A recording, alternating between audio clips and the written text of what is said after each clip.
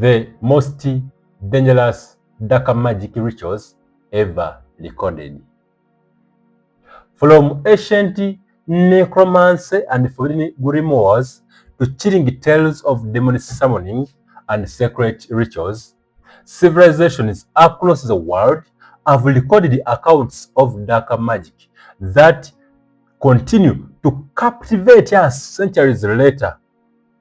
In this video, we'll explore the origins of these mysterious traditions, separate historical fact from folklore, and uncover why these dangerous rituals have endured in myth, religion, and popular culture. If you enjoy exploring history's darkest mysteries, be sure to like this video, subscribe to the channel, and thank you so much for watching and supporting our journey into the unknown. Chapter 1. The origins from forbidden ritual magic.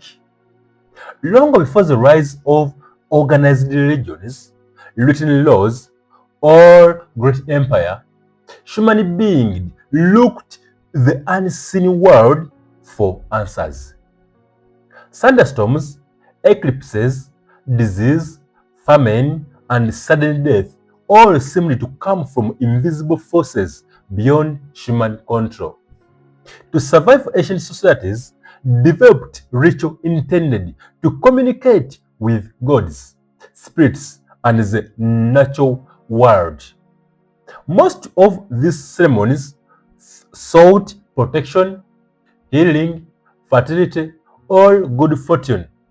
Yet, alongside these accepted traditions, emerged another category of ritual, one believed to pursue hidden knowledge, supernatural power, or control over destructive forces.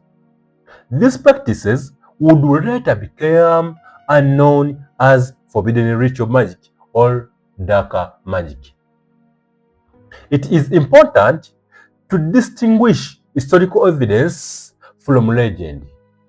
The phrase dark magic is largely a cultural and religious label rather than a clearly defined historical practice. Throughout history, what one society considered sacred could be condemned as sorcerer by another. Much of what survives about forbidden rituals comes from mythology, religious texts, folklore, legal records, and allusions rather than first-hand evidence of actual magical success.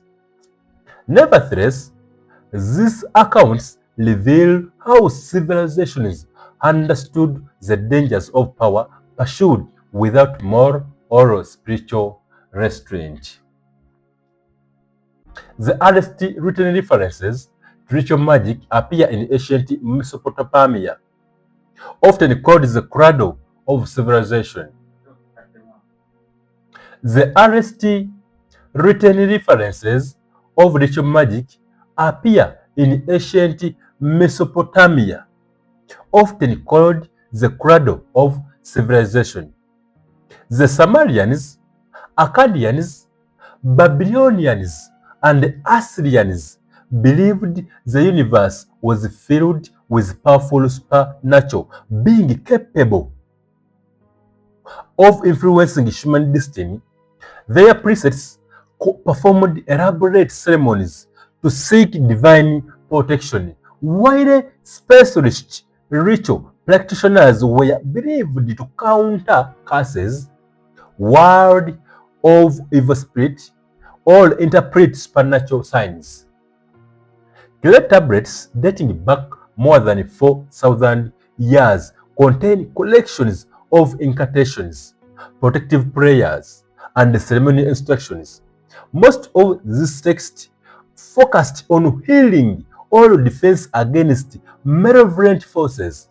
However, some also describe rituals intended to call upon dangerous spirits or reverse curses against enemies. Whether such ceremonies were commonly practiced or mainly existed in theory remains uncertain, but they demonstrate that ancient people believed ritual knowledge could be used for both beneficial and harmful purposes. In ancient Egypt, magic formed an accepted part of everyday religious life through the concept known as Heka. To the Egyptians, magic was not inherently evil. It was considered one of the creative forces established by the gods themselves. Priests, physicians, and temple officials employed magical formulas alongside medicine and religious worship. Yet, Egyptian mythology also warned against those who attempted to use sacred knowledge selfishly. Stories describe individuals seeking forbidden wisdom, hidden with divine books, all attempting to manipulate cosmic forces beyond human authority. These legends suggested that power separated from wisdom could become destructive, introducing them a theme that would echo throughout countless later traditions. The civilizations of ancient Greece added another dimension to the growing mythology of forbidden magic. Greek literature introduced legendary figures whose magical abilities inspired fascination and fear. Characters such as Esus, who transformed men into animals, and Medea, renowned for her knowledge of poisons, and attachments, became enduring symbols of dangerous supernatural power.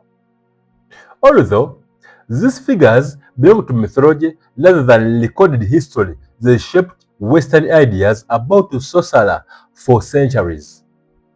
Greek philosophers generally approached magic with skepticism, but popular belief continued to embrace stories of curses, love spells, spirit invocation, and hidden rites performed under the cover of darknesses.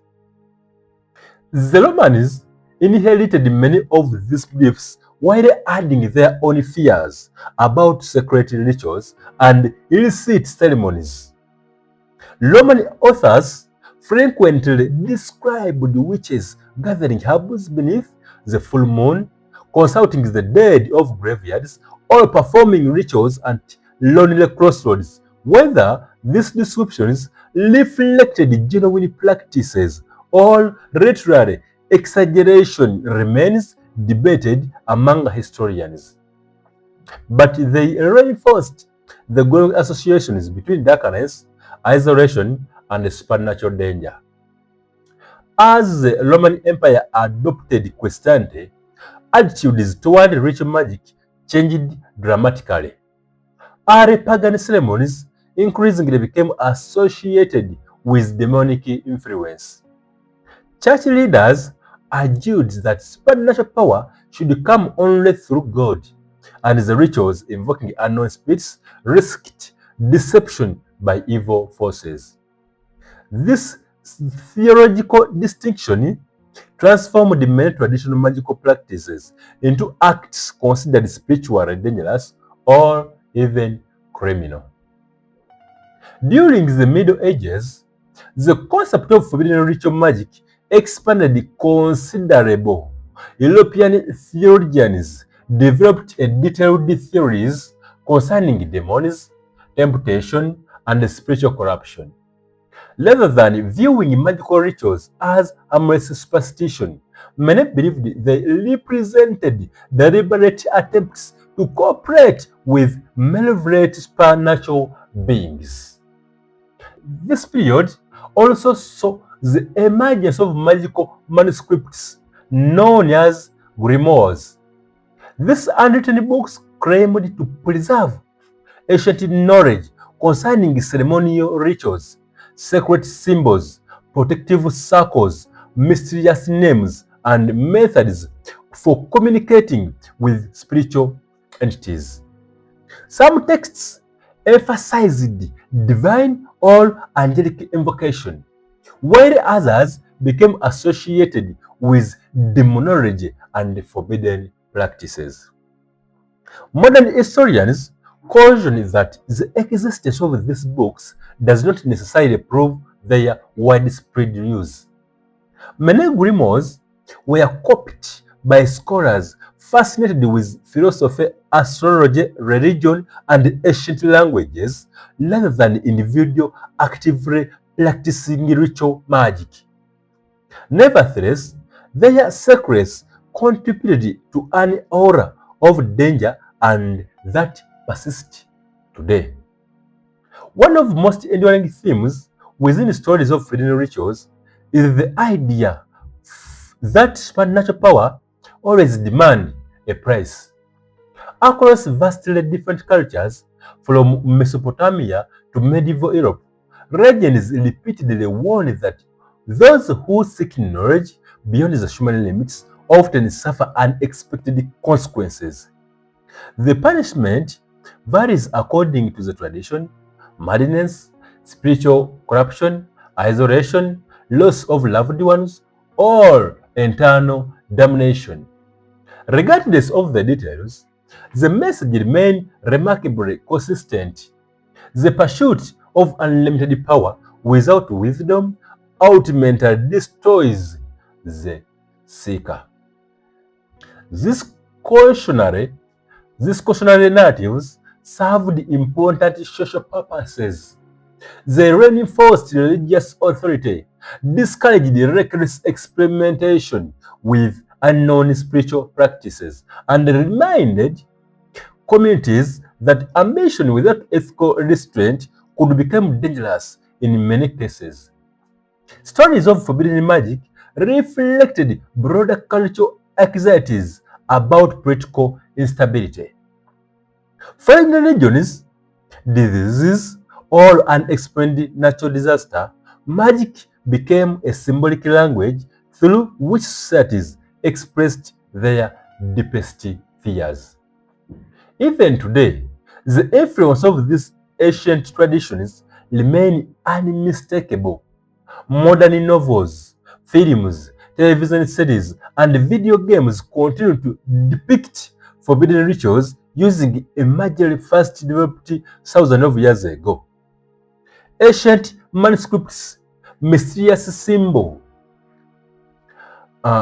candlelit circles, whispered incantation, forgotten temples, and hidden knowledge guarded by supernatural forces.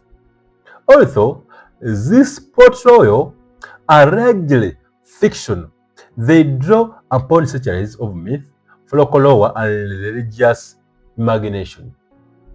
Ultimately, the origins of forbidden ritual magic tell us less about proven supernatural events and far more about human nature itself. Across every civilization, people have wrestled with the same questions. Can hidden knowledge grant extraordinary power? Should every mystery be explored? And what happens when the desire for control outweighs wisdom and morality? Whether viewed as history, legend, or cultural folklore, the earliest stories of forbidden ritual magic continue to fascinate because they explore timeless human struggles. Curiosity, ambition, fear, and the temptation to cross boundaries that cultures have long considered sacred. These ancient tales laid the foundation for centuries of occult traditions, religious debates, and enduring legends, ensuring that the mystery of dark magic would survive long after the civilizations that first imagined it had faded into history. Chapter 2: Necromancy, speaking with the dead. Among all the forms of forbidden magic described throughout history, few have inspired as much as fascination and fear as necromancy. The alleged practice of communicating with the dead in search of knowledge, prophecy, or supernatural power The word itself comes from the Greek nekros, meaning dead, and mentia, meaning divination. Contrary to many modern portrayals, necromancy was originally associated more with seeking hidden information from departed spirits than with raising corpses. Over centuries, however, legends expanded the concept into one of the darkest and the most feared branches of ritual magic. Like many ancient traditions, necromancy exists at the crossroads of history, mythology, religion, and folklore. While there is historical evidence that some cultures attempted ritual intended to contact the dead, there is no reliable evidence that such practices achieved supernatural results. Instead, the surviving records reveal something perhaps even more revealing: humanity's enduring desire to overcome the mystery of death. For ancient civilizations, death was not always viewed as a complete ending.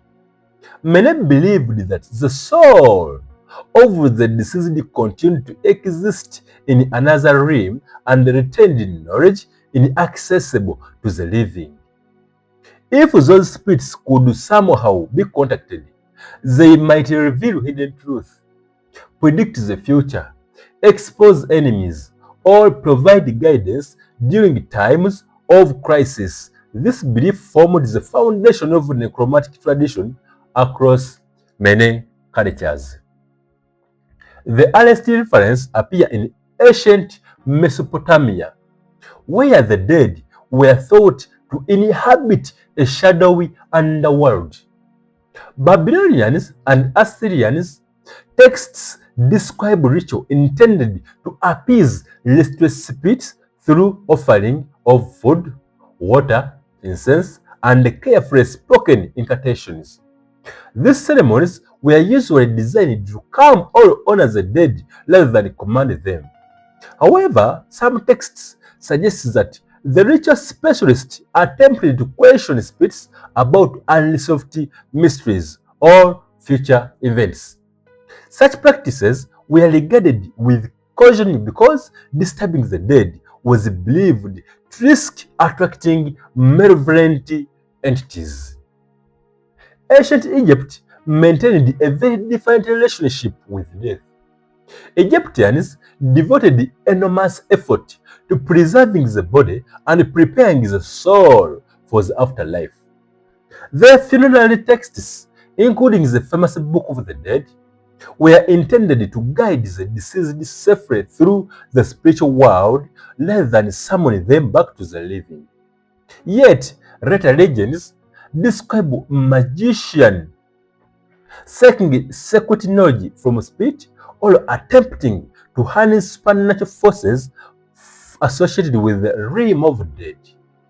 These stories emphasized that wisdom belonged to the gods, and those who sought its unlawfully invited disaster. Necromancy reached one of its most famous expressions in ancient Greek mythology. The Greeks believed certain sacred places served as gateways between the living and the underworld. One such site was Necromanteon of Ephra, where visitors sought prophetic messages from departed souls through elaborate religious ceremonies. Whether these rituals genuinely involved spirit communication or symbolic religious experiences remains debated among historians, but they illustrate how deeply the idea of consulting the dead had entered Greek culture. One of the most enduring literary examples appears in Homer's Odyssey. In the epic poem, the hero Odysseus' journey to the land of the dead and perform a ritual sacrifice to summon spirits. There he consults the prophet Tiresias, who offers guidance for his difficult journey home. While clearly mythological, this story became enormously influential, shaping later Europeans' concept of necromantical ritual. The Romans inherited these traditions, but often portrayed necromancy in darker and more sinister terms. Roman poets and historians described the witches conducting ceremonies in abandoned cemeteries, gathering bones beneath moonlit skies and chanting mysterious invocation intended to awaken the dead. These dramatic accounts were often literary exaggerations designed to evoke horror rather than document actual practices. Yet, they permanently linked graveyards and midnight ritual with dark magic in his popular imagination. As Christianity spread across Europe, attitudes toward necromancy changed profoundly.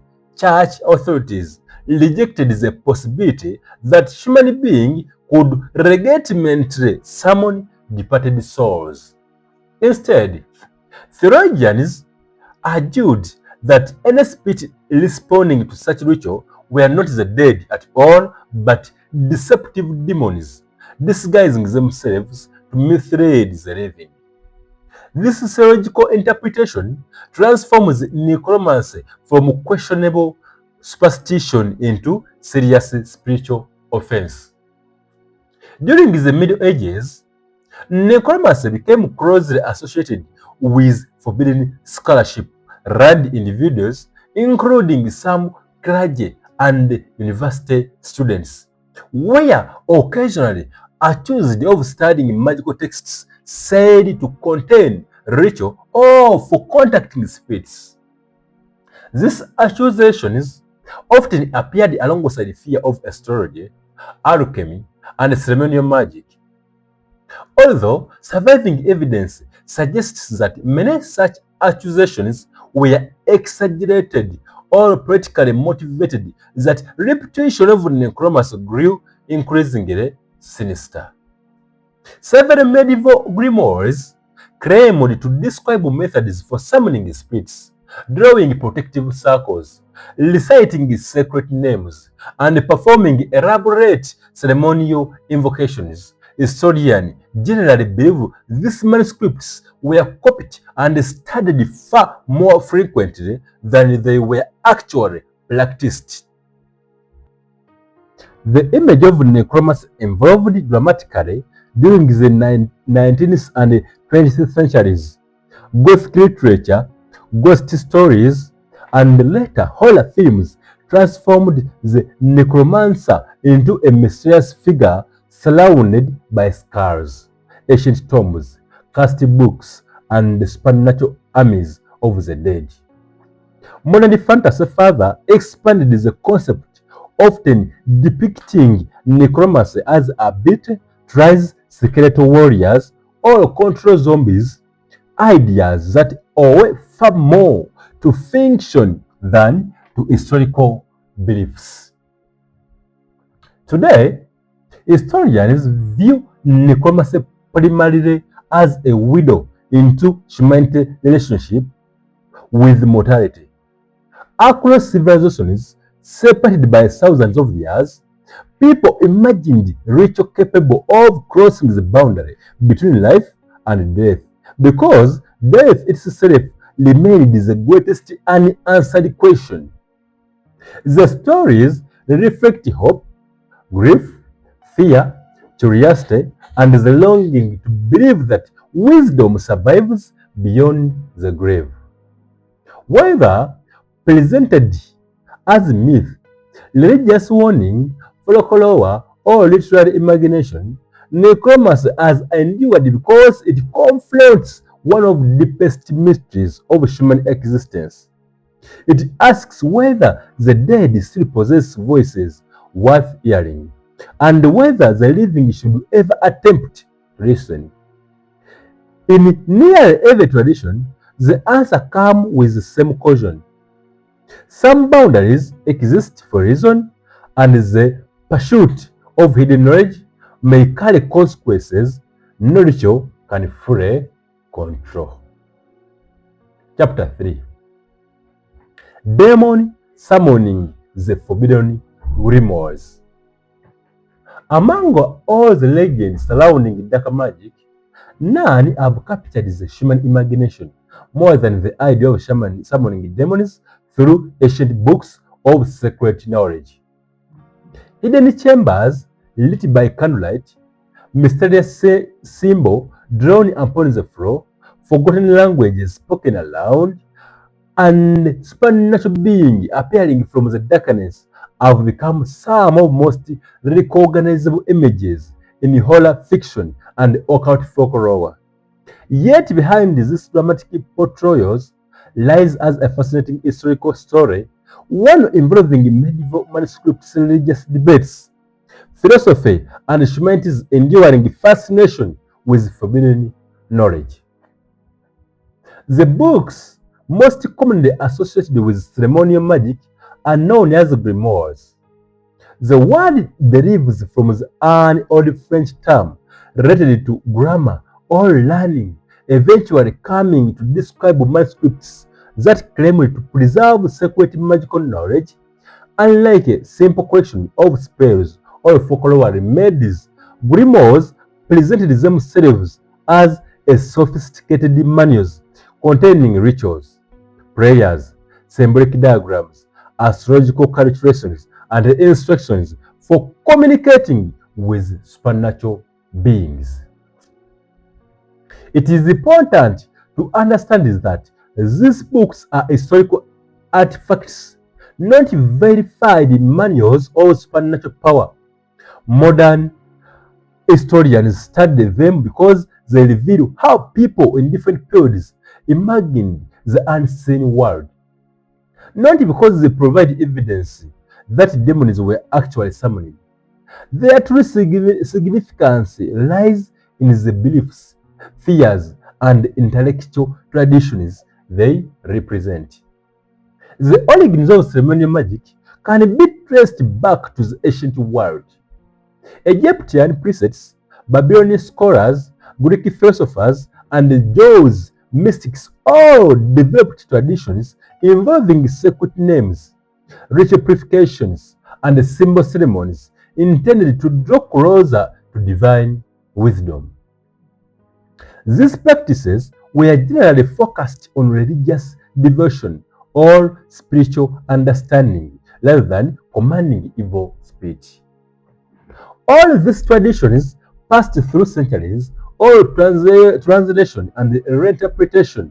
They gradually merged with astrology, numerology, religious symbolism, and folklore. By the Middle Ages, Europe had developed an entirely new body of ceremonial literature that blended ancient philosophy with Christian theology and medieval superstition. Among the most famous of these works is the Lesser Key of Solomon, a collection of magical texts compiled over several centuries. Its best known section, the Ars Goetia, describes 72 demons, assigning each a unique name, title, appearance, and symbolic seal. According to the manuscript, these spirits possessed a specialized knowledge and abilities ranging from revealing hidden treasures to answering difficult questions or influencing human affairs. The text also emphasizes elaborate preparations before any ritual could supposedly take place. Practitioners were instructed to purify themselves through prayer, fasting, and ritual cleanliness. Protective circles were to be carefully drawn using precise measurements and secret words. Complex symbols known as sigils represented individual spirits, while specific times based on planetary movements were believed to increase the ritual effectiveness. Interestingly, even these grimoires repeatedly warned that attempting such ceremonies without proper preparations invited disaster. Whether understood literally or symbolically, the message remained consistent. Anyone seeking extraordinary power without discipline or wisdom risked losing control of the very forces they hoped to command.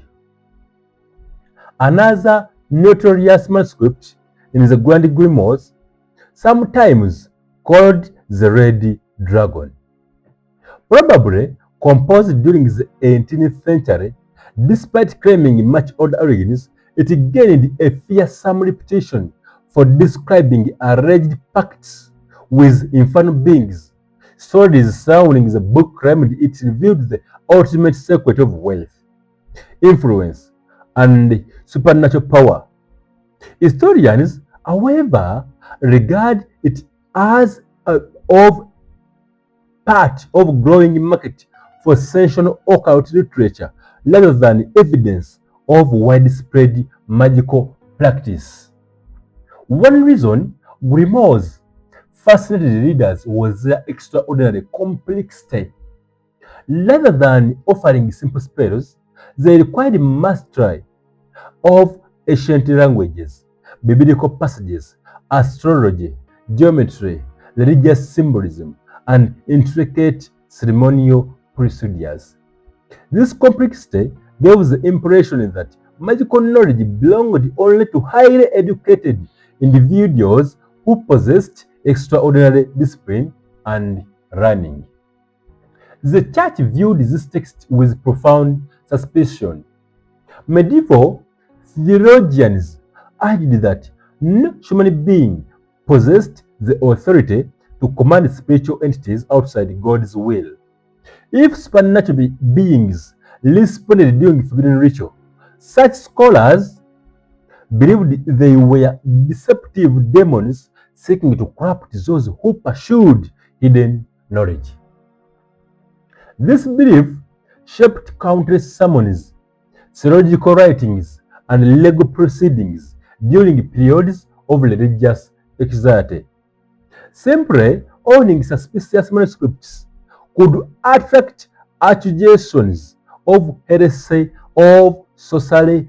However, historians note that surviving trial records often reveal political conflict, personal rivalries, or religious tensions rather than genuine evidence of occult activity.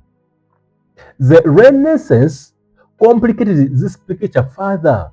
Europe experienced an explosion of interest in classical learning as forgotten Greek and Roman texts were rediscovered.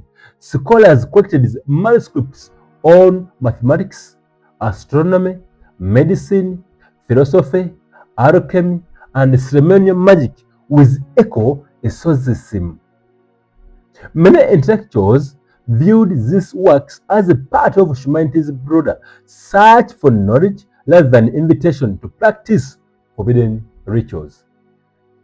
One influential figure was German scholar Heinrich Cornelius Agrippa, whose work, Three Books of Occult Philosophy, attempted to organize magical thought into a philosophical system. Agrippa explored astrology, natural philosophy, mathematics, religious symbolism, and mystical traditions, arguing that understanding the hidden harmony of creation required intellectual discipline rather than reckless experimentation. Ironically, despite his scholarly intentions, later generations often portrayed him as a powerful sorcerer. Perhaps the most enduring legends associated with the forbidden grimoires is the story of Dr. Faustus, inspired by the tales surrounding a historical German scholar. The Faust legends tells of a learned man dissatisfied with ordinary knowledge, desiring unlimited wisdom and power. He enters into a pact with a demonic figure, exchanging his soul for supernatural abilities.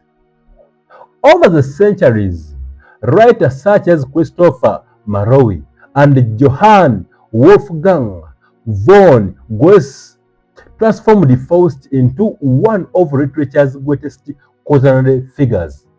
The story was never simply about magic. It explored ambition, pride, temptation, and the dangerous belief that every mystery should be mastered regardless of the cost. Outside Europe, similar stories emerged in many cultures: Islamic, Jews, and Asian. Tradition also contained accounts of scholars seeking hidden wisdom through sacred texts, mystical practices, or encounters with supernatural beings. While these traditions differ greatly in theology and symbolism, they often share a common warning: knowledge pursued without humility can become destructive. Modern popular culture has amplified these themes dramatically. Films, novels, television series, and video games frequently depict ancient grimoires abound in leather, filled with glowing symbols, forgotten languages, and ritual capable of unreasoning, unimaginable horrors. These portrayals borrow even from medieval imagery, but usually prioritize suspense and entertainment of historical occurrence. In reality, the forbidden grimoires that survive in museums and libraries offer something far more valuable than tales of supernatural power. They provide insight into the intellectual world of past civilizations, revealing how religion, philosophy, science, folklore, and imagination often overlapped in surprising ways. They remind us that before the modern scientific method, people sought to understand the universe through every means available, including symbolism, ritual, and mystical speculation. Ultimately, the greatest power of these books was never the ability of summoning demons. Their true influence lay in his idea of the inspired. They failed centuries of religious debate, philosophical inquiries, artistic expression, and literary imagination. More importantly, they embodied one of humanity's oldest temptations: the belief that somewhere hidden beyond ordinary understanding exists as a secret capable of granting absolute knowledge and unlimited power.